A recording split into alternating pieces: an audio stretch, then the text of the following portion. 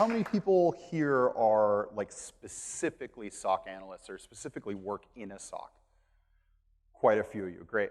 How many people are some sort of security engineer or some sort of like automation, general security practitioner? A couple of us, cool. Anybody who doesn't actually work in security, has like a traditional IT job that doesn't have like security in their role, but they're kind of jack of all trades, a couple again. How many offensive specifically people are in the room today? Me, cool. So here's something that's very interesting I find. If you go to DEF CON, probably 1 in 20, and this might even be conservative, 1 in 20 are actually offensively employed, right? There's a lot of blue teamers, there's a lot of IT people. Even the SANS Pentest Summit is like 50-50. And that's something that I will say the blue team has a significant advantage over offensively minded people, is that we, OffSec doesn't seem to come out to these kinds of events. They're not learning from the blue team. They're not completing that feedback loop, right? They're out, as one of the earlier presenters said, they're out just like, getting DA all day and like by noon, and they're not actually coming to these events. And that is a problem because I get a lot out of these events. I actually learn quite a bit. I get to stay up on what the blue team is doing. I send my team members to these kinds of events as well, and I tell them that the reason for that is that you can learn what the blue team is doing, and then you can hack them better, right? Like if you know how they're defending, then we can get by the defenses easier. But the ulterior motive and the real reason I get them to do this is that it makes our reports better. Because if we understand how you're working, the languages that you use, the technologies that you're using, when we come in with our reports and say, okay, well, we were able to get by this detection mechanism, and since you're utilizing this kind of a format of a SOC, you're a 3-tier SOC, or even what John was talking about the other day, annihilating the 3-tier concept, we can make better recommendations. We can make more direct recommendations and provide better value, right? Because at the end of the day, red team's job is to make us all more secure, just like your job is to make us all secure, right? Okay, groovy. So quick introduction. My name is Derek Rook. I run a extremely inactive YouTube channel about offensive tactics and kind of teaching people offensive techniques.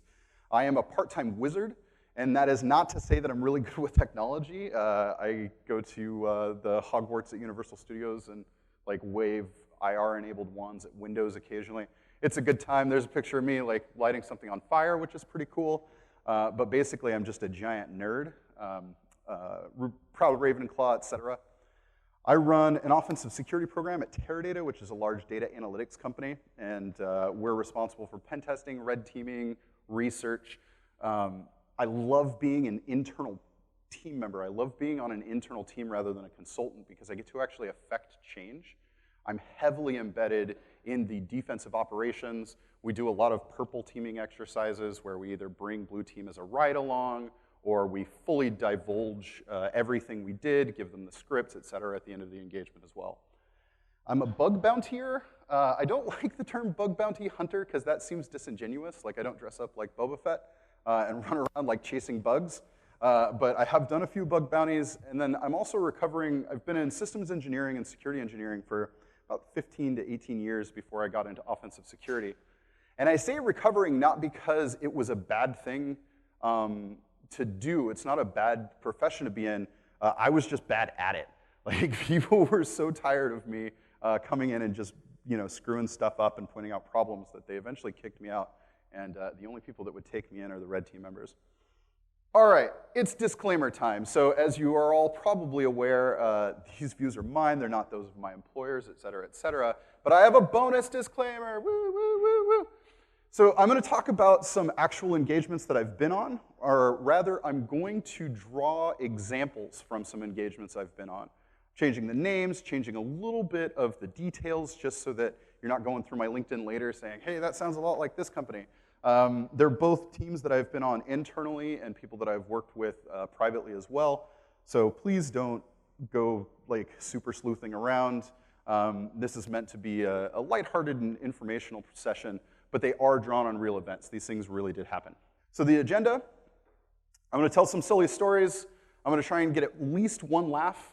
I got a couple pity chuckles earlier, so I'm counting it. So we've already got 1 out of 3. And then hopefully we can learn something, okay? And not learn something like I'm going to teach you like how to do algebra, but I want to give you some things to think about that you can think over the next couple of days. If you're one of the people that'll be in my class, maybe throughout the class we can come back and reference some of these problems and really just think about it. And instead of me teaching you something, you teach yourself something, all right? So kind of think on some subjects and come to some conclusions. All right, first story. Explicitly allow indefinitely. And I'm sure some of you know where this is going, at least the general direction it's going. I was on a cloud-based penetration test, and they were utilizing VPCs, like little virtual mini environments inside the cloud to separate out some duties.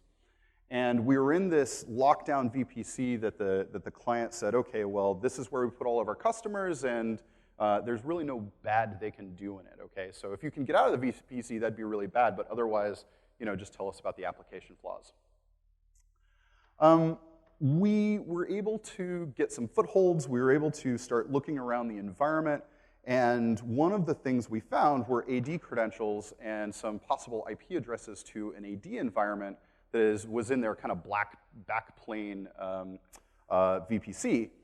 And so we're like, all right, well, we're not sure if these are valid credentials. Maybe they're one-time use. Maybe they have a really good identity program or something. So we said, hey, we want to do a test real quick. We just want to see if we can authenticate out to the Active Directory domain.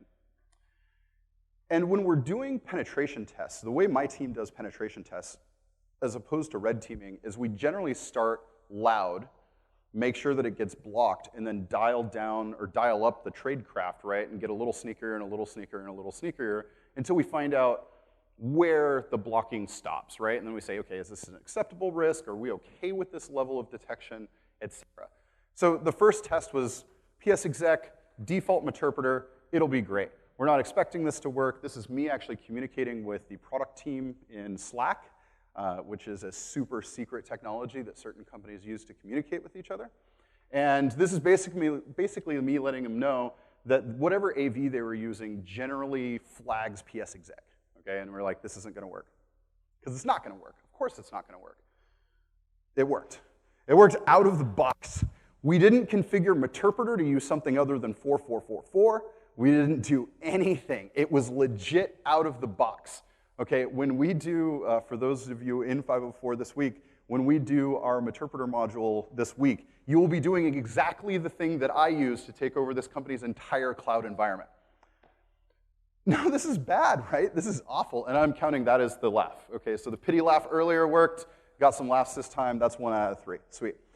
So what it turned out when we were doing our debrief, when we were talking to the product team afterwards is, and I'm sure you can all sympathize with this, psexec was being a pain in the butt because admins use this tool. It's a legitimate tool, right? It's not just a hacker tool. So what they ended up doing was they ended up whitelisting it because psexec itself isn't bad. I was talking to somebody over break, and they were talking about how it's a real pain to tune your SIM settings or your different log analysis, Splunk settings, to tune where you want psexec to fire alerts from and where you don't. If it's on an admin network, you probably don't want it firing. If it's here, if it's from this user, if it's during this time, et cetera, et cetera, et cetera, you have to tune it. So we get that. That's one of the reasons why red teamers use this. This is why it's such an interesting pen test tool. Now, it's not really an adversarial tool. When we do real deep adversarial emulation, we tend not to use it. But again, start noisy, work our way down.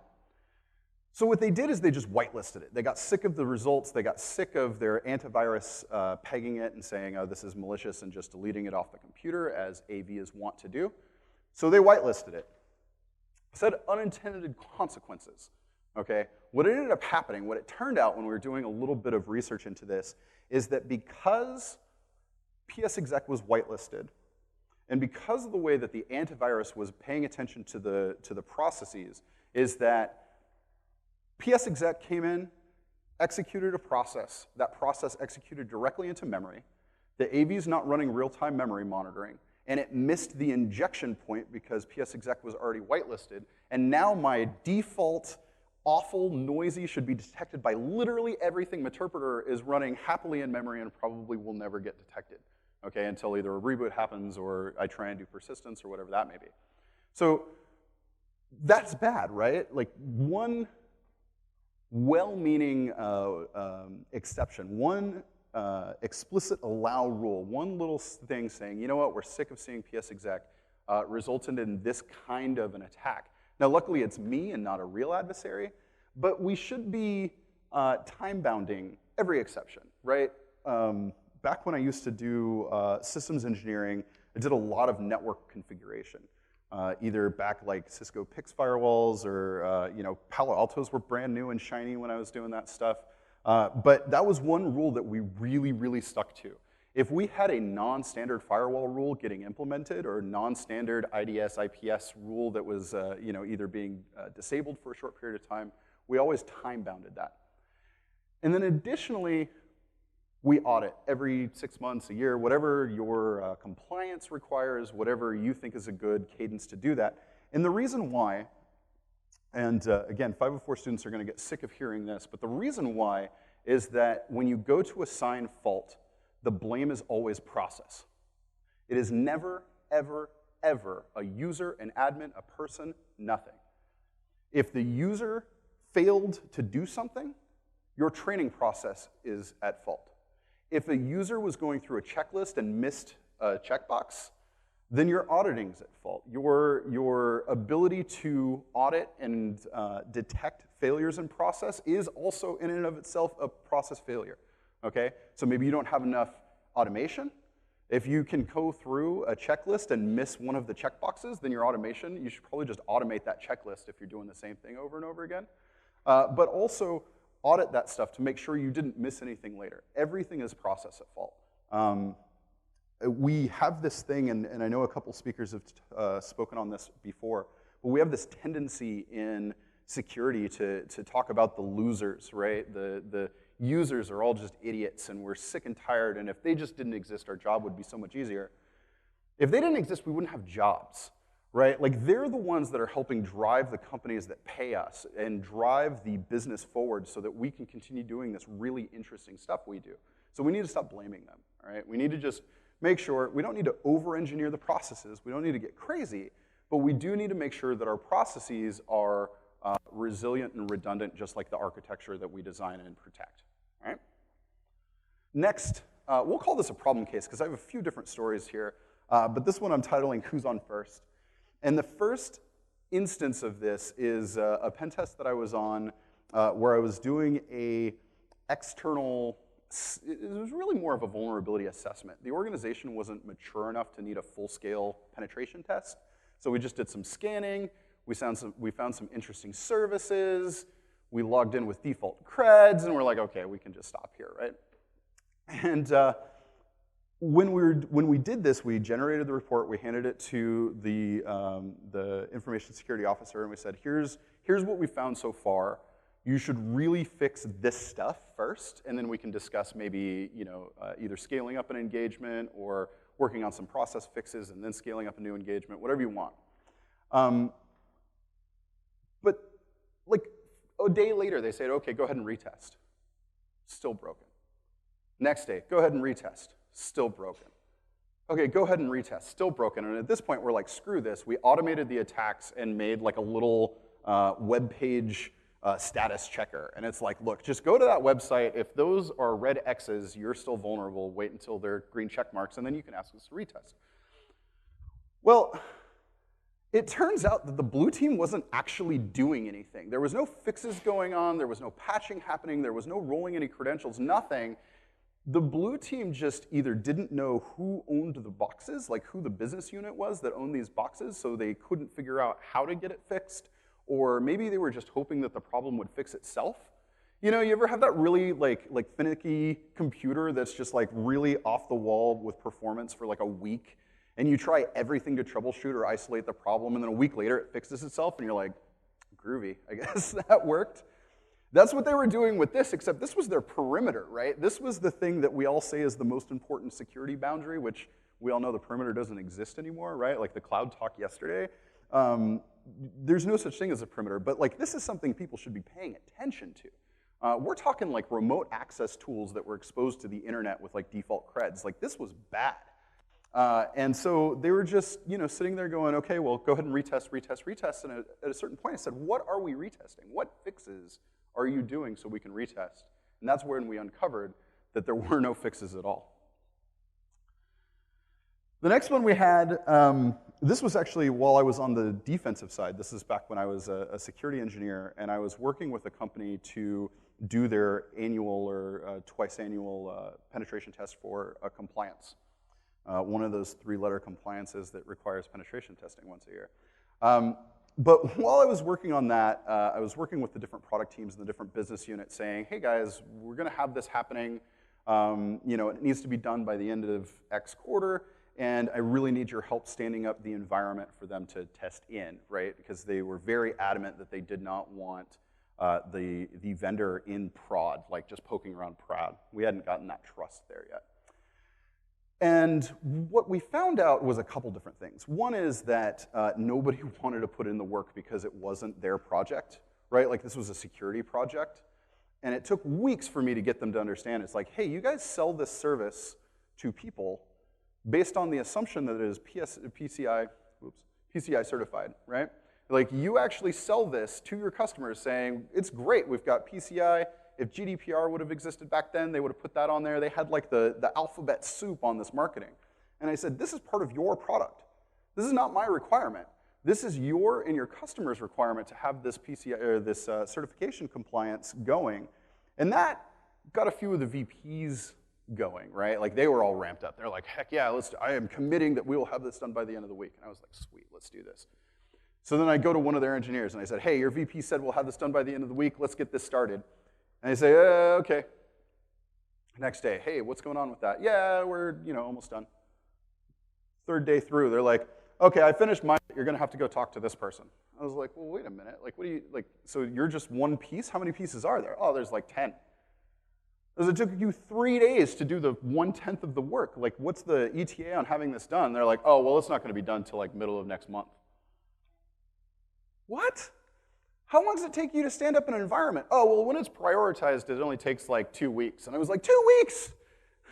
What is this, the Stone Age? It takes 2 weeks to roll out an environment? This was not early days of cloud, but like, a few years ago, right? So like cloud existed. It was a cloud environment. Bodo was a thing. Like you can script this stuff up. That's the whole point of cloud. And so we ended up crawling down the rabbit hole and realizing that there was no actual defined process. There were like 10 people that all kind of knew that the other ones were related in this process, and each one had their own bit memorized. But the team itself didn't have any process set up. They didn't have any documented process or anything, and that turned out to be, clearly really bad. So one of the things that we really needed to do was say, hey, there needs to be a single owner for spinning up an environment, whether it's pen test, whether it's for a new customer, whether it's for whoever. Like the worst thing that I had on this was not that they almost had a finding because they weren't able to they weren't able to execute on their compliance commitments in time. But my biggest thing is like, do customers go through this? Like, is this something that you make our paying customers go through? So ownership is a real problem that I've ran into. And this is kind of counterintuitive. A lot of people think that pen tests are just to uncover like software vulnerabilities, right? Like drop ODay, like leet ODay exploits and stuff. But really, we're here to find any threat to the company, right? And process failures like this are really dangerous to the customer, to the employee, to my customer, to the companies themselves. And then the last one in this, and this is kind of another like, whoops, like how did this fall over? Is that we were doing an engagement for a client that had a managed service, a managed security service provider.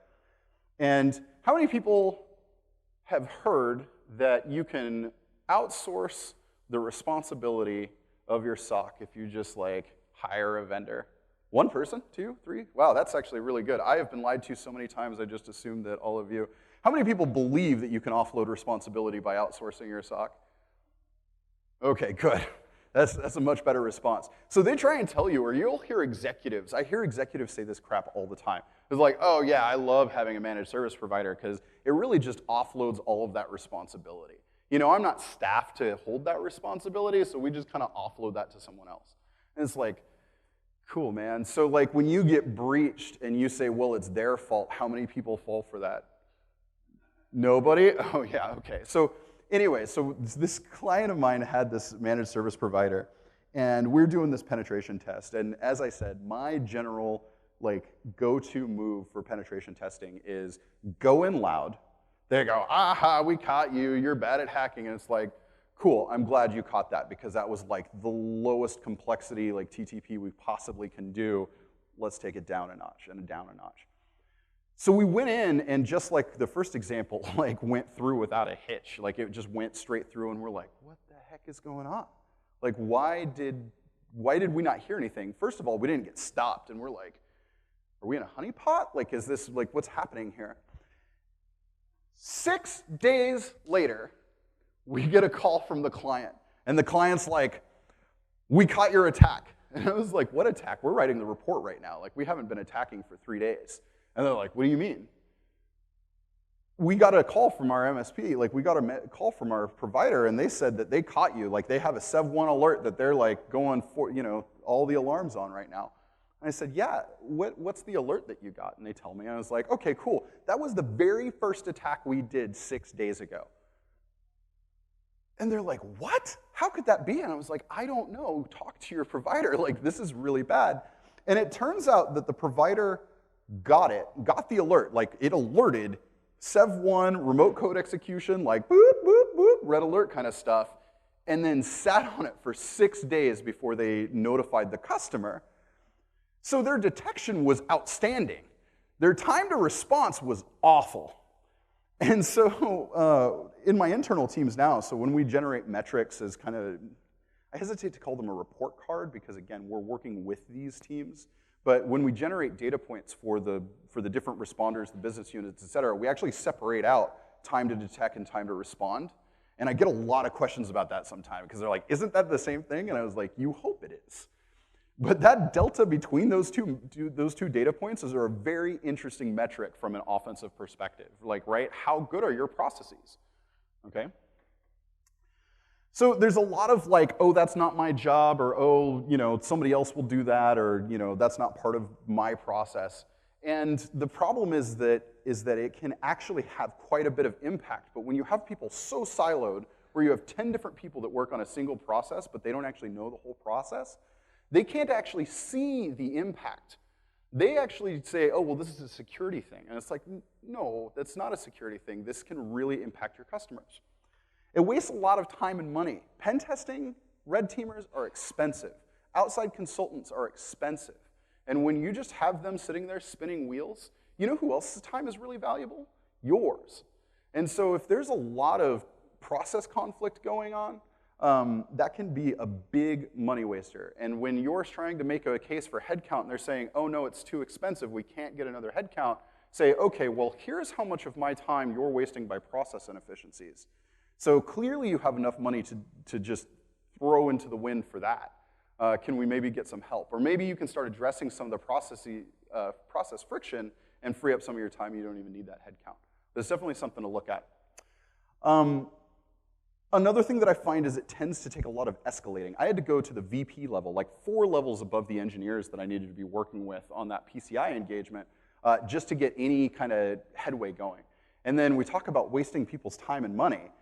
Those are really expensive hours when you start going up to the manager level, the director level, senior director, VP. That starts getting really expensive. And again, wasting a lot of people's time. They don't want to have to deal with that stuff.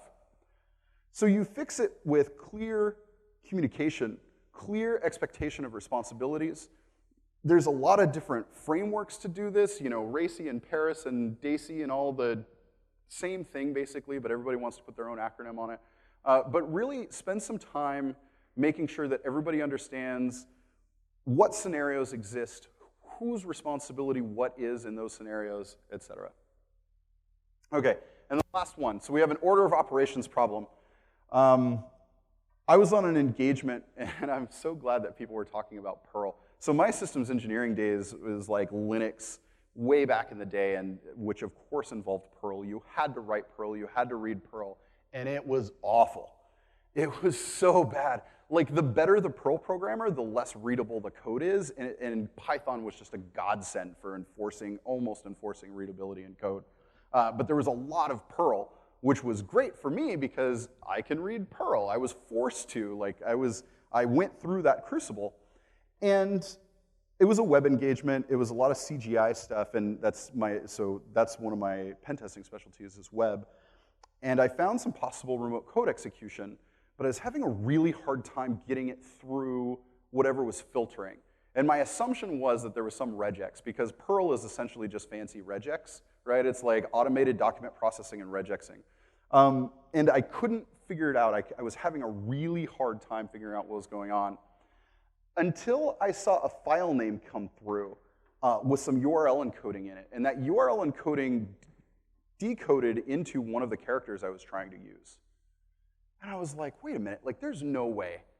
So I started URL encoding my payloads. And it turns out, once I got the code execution working, the remote code execution, I was able to dump the source code for the web app itself. And so what was happening is they had a really good regex that was preventing all of my payloads from going through, stripping out the parentheses and the dashes and the exclamation points and basically everything that was useful. And then after all of that, it was decoding URL encoding for some form of processing, and then not rerunning or not stripping out and doing regex to that. So I was able to URL encode my payload, which, by the way, I ask this a lot in interviews, but like I say, how do you bypass, cross-site scripting injection or something like that? And everybody goes straight to URL encoding. And I said, well, that's not really the way the operation should work, right? Like, that's done at a different layer. It's not done at the application layer. And here's me with egg on my face, because that's exactly how it happened. And that was the breaking open point for a really important, really difficult engagement that I was on. So orders of operation matter. They're not just guidelines. Make sure that you're not doing the attacker's work for them. And so today we had a few stories. I got, I think, exactly one laugh. I'm still calling that like a win. I told you some silly stories, and hopefully we have some things to think about. And hopefully this wasn't all just super redundant. A lot of it seems like, oh yeah, of course, that's easy. Of course we know we need to do that. Of course these are things that people need to do. And yet, I have worked at, consulted for, and had clients of dozens of companies in my career. And very few companies did hardly any of these right, let alone one of them. So think about what we talked about today. Obviously, these scenarios may not apply directly to your company, might not apply directly to your circumstance, but the lessons learned hopefully will. Clear delineation of responsibility, clear communication guidelines. Make sure that you're auditing your whitelists, auditing your security exceptions. Partner with offensive security. We are adversarial emulation. We are not the adversary. And I think it's unfortunate, but I think some people in my field don't necessarily grok that. They don't understand that at a fundamental level, but there are a lot of people in my field that do. Okay, and so work with them. When they come in and say, okay, where are your areas of concern? Tell them. Because what we're trying to do is all of those times that you said, man, I really wish that we had enough money to tackle this, or I really wish we had enough people to tackle this, or the time. We never get time to automate this thing that's eating up a lot of our cycles. Point us at that. We will show how big of a problem that is, and you will magically get resources that you were sworn did not exist, right? So we can be a really powerful ally in this partnership and really help drive the importance and highlight the impact of the things that you've been talking about for years, right? It's the same thing as when you get consultants in or when you're talking to your partner and you've been telling your partner for years that they're really good at something, and then some random stranger is like, hey, I really like your drawing, and they're like, oh, thank you. Like, it's the same words you said, but for some reason it just needs to be someone else that says them sometimes.